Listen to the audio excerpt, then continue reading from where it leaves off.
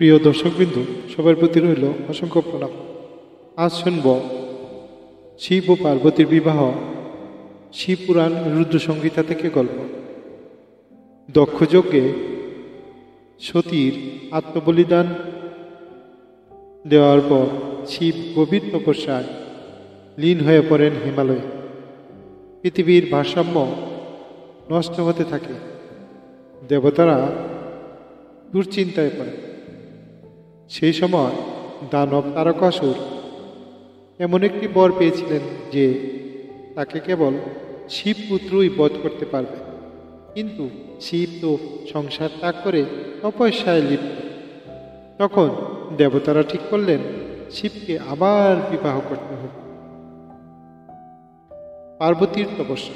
পার্বতী ছিলেন হিমালয় রাজা ও রানী মেনকার কন্যা। তিনি সতীর পুনর্জন্ম। জন্ম থেকেই তিনি শিবের প্রতি একনিষ্ঠ ভক্তি পোষণ করতেন। তাহার হৃদয়ে প্রিয় শিবকে পেতে তিনি শুরু করলেন কঠিন তপস্যা। হাজার হাজার বছর ধরে তিনি রুদ্র, বৃষ্টি, ঠান্ডা সহ্য করে নির্জনে শিবের নাম জপ করেন, খাদ্য ও জল ত্যাগ করেন। এই ভক্তিতে তুষ্ট হয়ে ব্রহ্মা দেবতা তাহাকে বর দেন, তুমি শিবের পত্নী হবে। তোমার তপস্যায় সমগ্র বিশ্ব ব্রহ্মাণ্ডকে কাঁপিয়ে তুলেছে। এদিকে কামদেবের বলিদান। শিবকে ধ্যানভঙ্গ করতে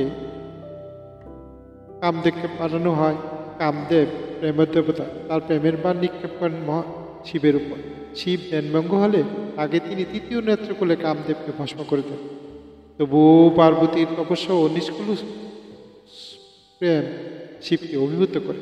তিনি চোখ খুলে পার্বতীকে দেখেন তপস্যা দীপ্ত, নির্মল, প্রেম পূর্ণ। তখন শিব তাকে চিরদিনের সঙ্গিনী হিসেবে গ্রহণ করেন। এদিকে দিব্য বিবাহ হয়। শিব ও পার্বতীর বিবাহ ছিল এক অপূর্ব আধ্যাত্মিক উৎসব। দেবতা, ঋষি, গান্ধর্ব সবাই হাজির হন। বিষ্ণু নিজে পার্বতীর ভাই হয়ে সমস্ত বিবাহের কাজ সম্পন্ন করেন। তবে শিবের পক্ষে বরযাত্রীরা দেবতা, গণদেবতা, ভূত, প্রেত ইত্যাদি ছিলেন বেশ ভয়ঙ্কর। কেউ বাঘের চামড়া পরে, কেউ সাপ জড়িয়ে, কেউ ভয়ঙ্কর হেসে হেসে হেঁটে চলছেন। আহা! তবুও পার্বতী হেসে তাদের গ্রহণ করেন, কারণ তিনি জানেন শিবের এই রূপের আড়ালে লুকিয়ে আছে অপার প্রেম করুণা। তাহলে গল্প এখানে শেষ হলো। কাহিনীর শিক্ষণীয় দিক হলো সত্য প্রেমের ধৈর্য ও নিষ্ঠার প্রয়োজন। একাগ্র তপস্যা আরাধনাকে সাধন করে, অসাধ্যকেও সাধন করে। বাহ্যিক রূপে নয়, অভ্যন্তরীণ সত্যে বিশ্বাস করেই মূল। শিব চেতনা ও শক্তি ঊর্জা যখন মিলিত হয় তখন সৃষ্টি ও ধ্বংসের ভারসাম্য বজায় থাকে।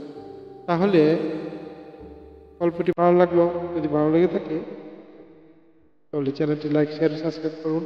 বিশেষ অনুরোধ রইল আপনাদের। সবাই ভালো থাকুন।